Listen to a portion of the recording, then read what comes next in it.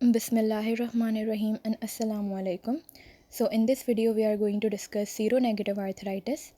Sero means कोई भी any serological test, negative हमारे पास कोई भी serological test जो है वो नेगेटिव आ रहा है, जैसे कि हमारे पास rheumatoid factor.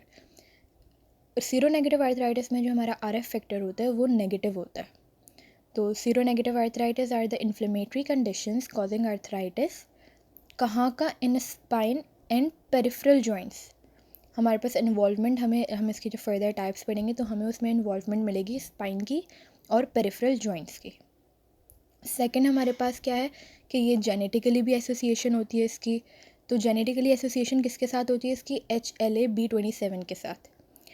As I have just mention कि हमारे पास सीरो मतलब हमारे पास कोई भी सीरोलॉजिक टेस्ट जैसे कि RF नेगेटिव होता है, तो इसमें हमारे पास जो है नेगेटिव RF मिलता है हमें, इसलिए हम इसको क्या कहते हैं?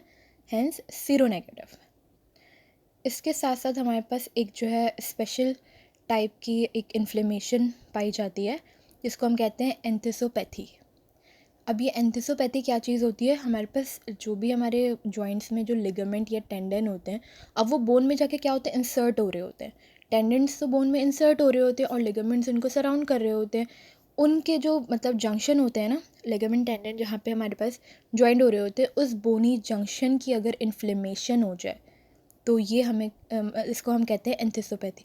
और ये हमें इंडिकेट करती है कि यहाँ पे कोई ना कोई सीरो नेगेटिव आर्थराइटिस है। Like enthesopathy is a hallmark of sero negative arthritis.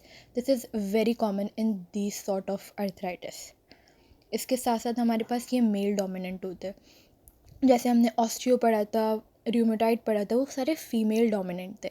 Gout हमारे पास मेल डोमिनेंट था, तो इसी तरह से सीरो नेगेटिव हमारे पास क्या है? मेल डोमिनेंट है। तो ये हमारे पास मेल डोमिनेंट हो गया। एंथिसोपैथी हमारे पास इसका हॉलमार्क है और RF नेगेटिव और जेनेटिक HLA-B27 के साथ इसकी एसोसिएशन। तो these are the important points of sero negative arthritis. ये इसका इंट्रोडक्शन हो गया। अगर अब हम इसमें देखें कि हमारे पास कॉमन फीचर्स क्या होते हैं, अभी हम टाइप्स की बात नहीं करें, अभी हम कलेक्टिवली बात करें कि हमारे पास क्या होता है। अगेन एक रिव्यू ले लेते हैं इसका, ताकि हमारे पास सीरोनेगेटिव आर्थराइटिस के जो कॉमन फीचर्स हैं वो फिंगर टिप्स पे हो।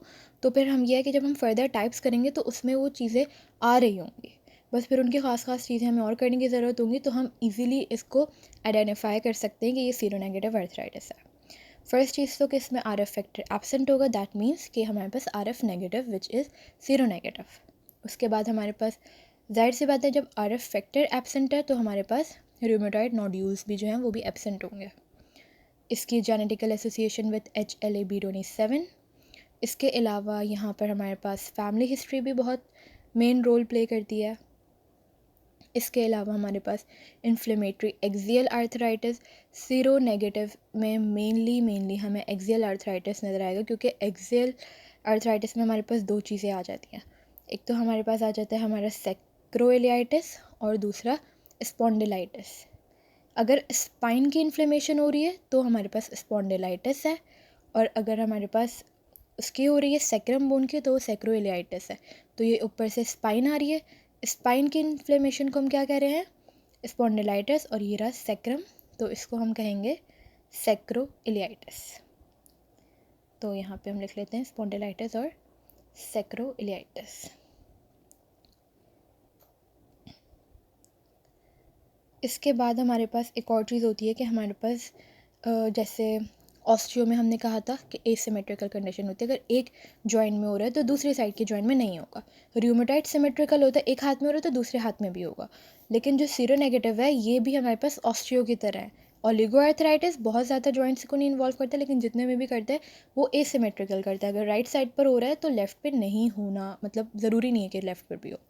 और एंथिसाइटिस, जो भी मैंने एंथिसोपैथी के बारे में बताया था, inflammation at the ligament tendon जहाँ पे इंसर्ट हो रहा है एट दैट बोनी जंक्शन, वहाँ पे जो इन्फ्लेमेशन हो रही होती है, एंथिसाइटिस जिसको कहते हैं, एंथिसोपैथी, वो भी बहुत ज़्यादा एक मेजर कॉमन फीचर है सीरोनेगेटिव आर्थराइटिस का। और लास्टली हमारे पास कुछ एक्स्ट्रा आर्टिकुलर फीचर्स भी होते हैं, जैसे कि रूमेटॉइड में भी होते थे कि आई में हमारे पास यूवाइटिस हो गया है, स्किन की कोई लीजन हो गई है या GI ट्रैक्ट हो गया है, तो इस तरह से।